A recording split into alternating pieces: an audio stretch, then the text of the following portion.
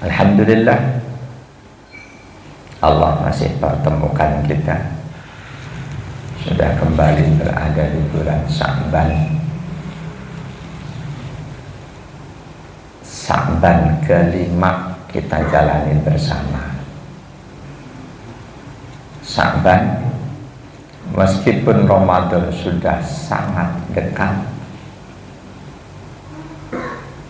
tidak ada jaminan semua kita akan sampai di Ramadan.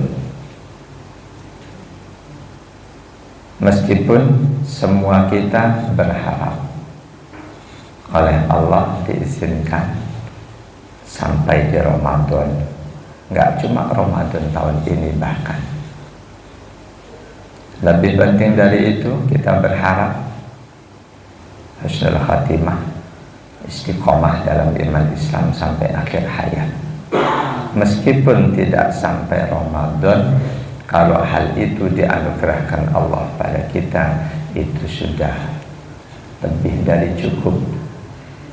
Dibanding sampai kepada Ramadan, lewat Ramadan, na'udzubillah, tidak istiqomah dalam nilai-nilai Ramadannya. Sya'ban, bulan yang diistimewakan oleh Rasulullah SAW. Bulan yang diistimewakan dengan dipilih oleh Rasul SAW untuk terbanyak mengerjakan puasa sunnah. Selain Ramadan, bulan yang paling banyak dipuasai oleh Rasulullah bulan Sya'ban. Selain Ramadan, bulan yang paling banyak dipuasai oleh Rasul itu bulan Sya'ban. Beliau nyaris puasa sepenuh bulan Sya'ban. Ada yang menyimpulkan, oh itu dalam rangka Rasul latihan sebelum Ramadan. Kesimpulan itu betul atau salah? Salah.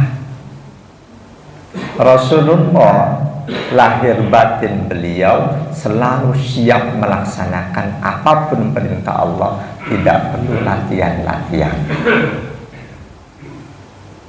Apapun perintah Allah buat beliau itu sudah satu kenikmatan.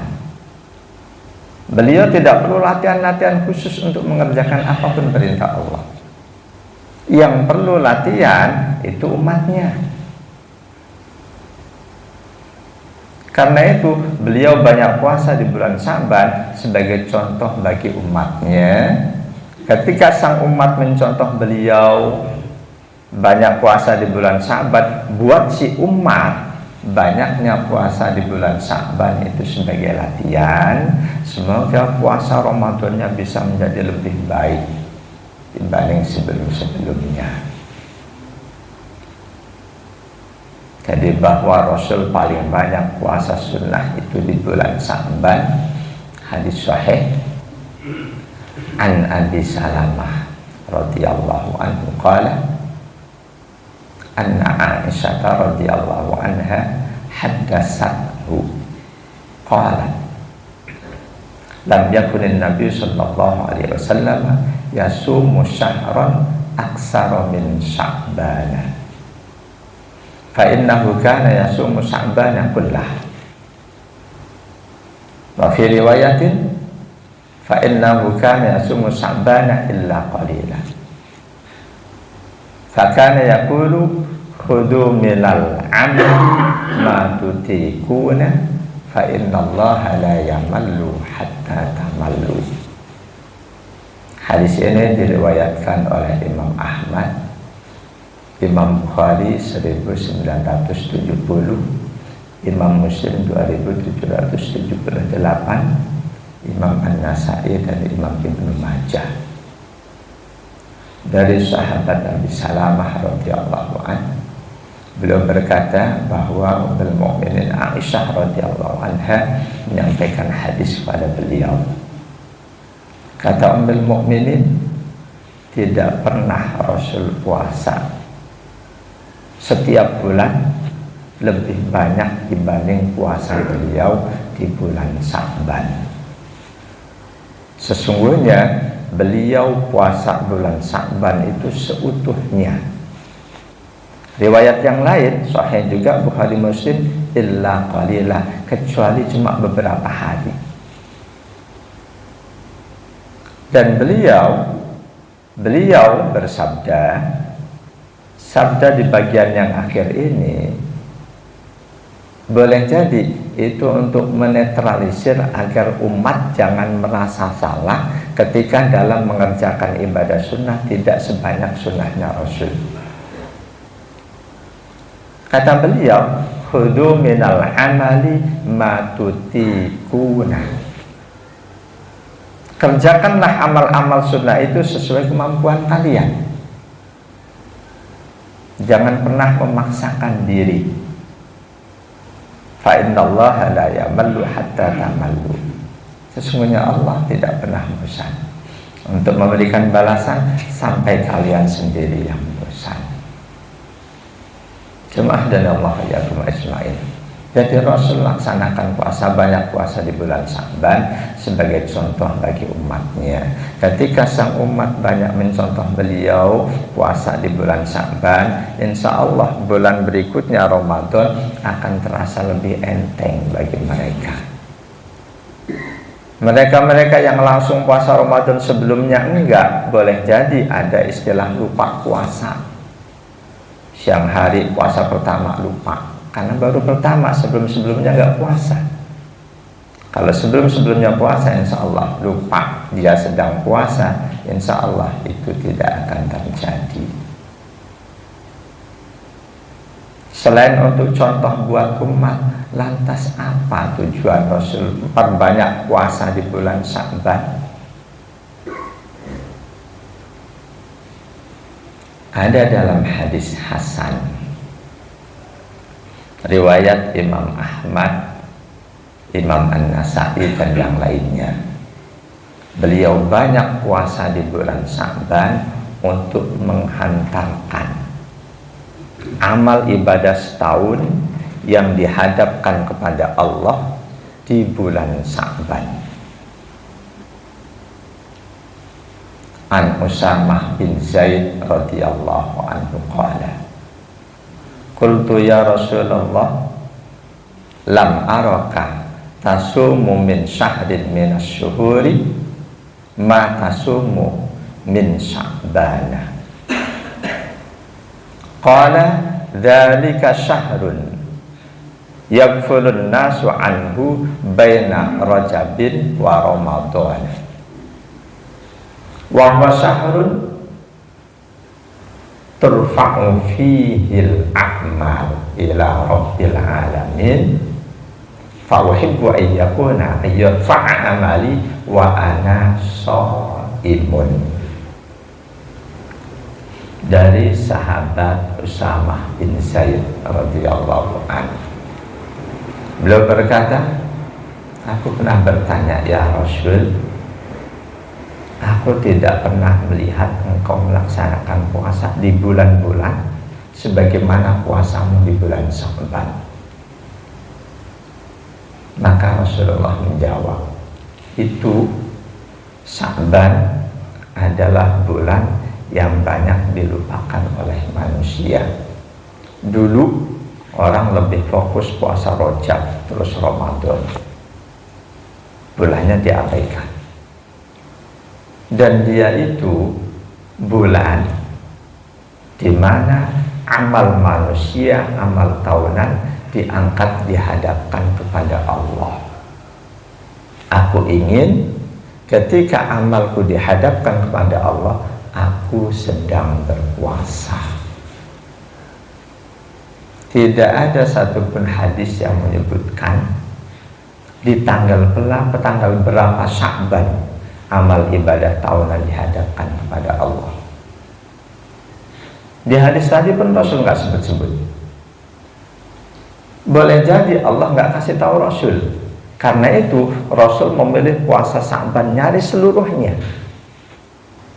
Meskipun selanjutnya ada ulama yang berkesimpulan itu di malam nisfu Sya'ban. Itu kesimpulan sebagian ulama. Di hadis Rasul tidak sebutkan di tanggal berapa amal kita dihadapkan kepada Allah di bulan Sya'ban. Karena itu Rasul memperbanyak puasa di bulan Sya'ban. Harapan beliau ketika amal ibadahku dihadapkan kepada Allah, aku sedang berpuasa. Dan jangan lupakan, keistimewaan lain dari bulan Sya'ban adalah adanya malam nisfu Sya'ban. Ini seluruh ulama sepakat bahwa malam nisfu Sya'ban punya keistimewaan tersendiri. Dan kesepakatan mereka didasarkan hadis. An Abi Musa al-Ash'ari radhiyallahu anhu an Rasulillah sallallahu alaihi wasallam qala innallaha la yattali'u fi lailatin nisfi min Sya'ban fayaghfiru li jami'i khalqihi illa li musyrikin aw musahinin. Hadis ini diriwayatkan oleh Imam Ibnu Majah dan dinilai hasan oleh ulama hadis terdahulu, termasuk oleh Syekh Nasiruddin Al-Albani.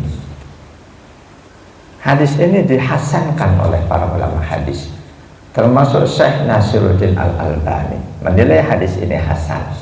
Hadis hasan punya kedudukan seperti hadis sahih, bisa digunakan untuk hujjah. Sabda Rasul, innallaha la yattali'u fi lailatin nisfi min Sya'ban. Allah sungguh dia lebih menatap, lebih memandang hamba-hambanya di malam nisfu Sya'ban. Fayaghfiru li jami'i khalqihi, dia akan berikan ampunan untuk seluruh makhluknya, illa kecuali li musyrikin, orang-orang yang syirik. Semua selain muslim syirik.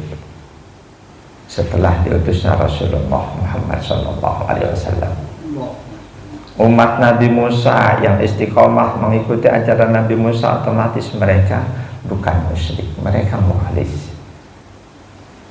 Demikian juga Nabi berikutnya, ketika Nabi terakhir Rasulullah Muhammad sudah diutus, kok mereka nggak mau ikut beliau, itu sudah masuk kategori syirik.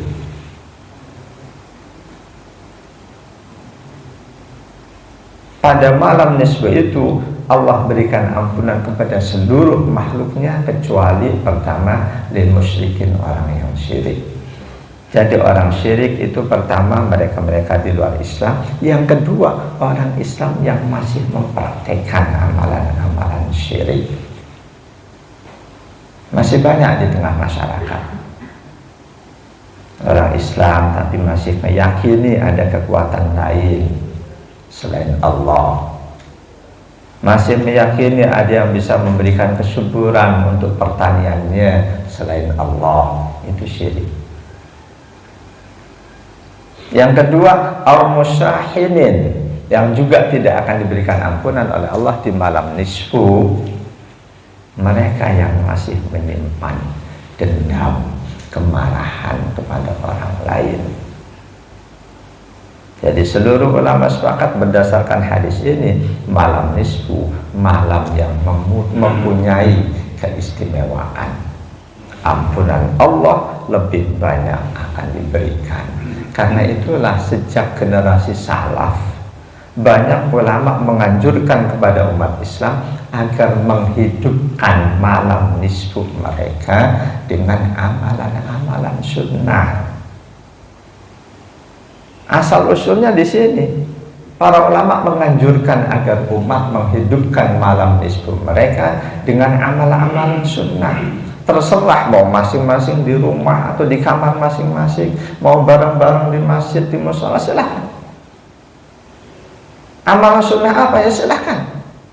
Mau mengisi kajian, mau tadarus Quran, mau majlis dzikir, silahkan amal sunnah apapun. Mereka yang malam nisfu harus diisi dengan Yasin 3 kali, ini yang nggak benar. Kalau toh ada hadisnya, hadis palsu. Silakan hidupkan malam nisfu dengan amalan sunnah apapun. Kalau toh kita membiasakan kita isi dengan baca Quran, surah Yasin 3 kali, kita biasakan itu boleh-boleh saja, kebiasaan baik. Tapi jangan sampai selanjutnya anak cucu punya kesimpulan malam nisfu wajib Yasin 3 kali. Itu yang tidak benar. Jadi pemikiran awalnya para ulama menganjurkan umat menghidupkan malam nisfu didasarkan hadis tadi.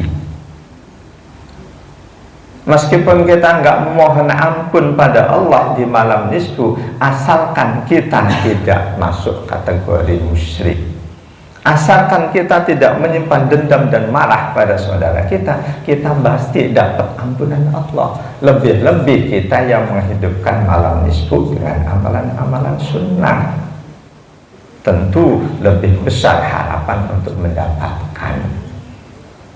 Nah itu mereka-mereka yang bilang melaksanakan nisfu Sya'ban dan bid'ah, hadisnya maudhu, itu mereka lebih melihat pada mereka-mereka yang menjalankan malam nisfu dengan malam nisfu harus dengan Yasin 3 kali. Ini yang selanjutnya jadi sasaran empuk buat mereka yang tidak setuju. Malam nisfu bahkan baca 3 kali, hadisnya ini betul hadis maudhu itu. Malam nisfu, sholat nisfu Sya'ban betul, nggak ada hadisnya. Kalau tak ada hadisnya dhaifun jiddan. Ketika malam nisfu diisi dengan amalan-amalan sunnah, itu menggunakan dalil umum dan itu hadisnya sahih.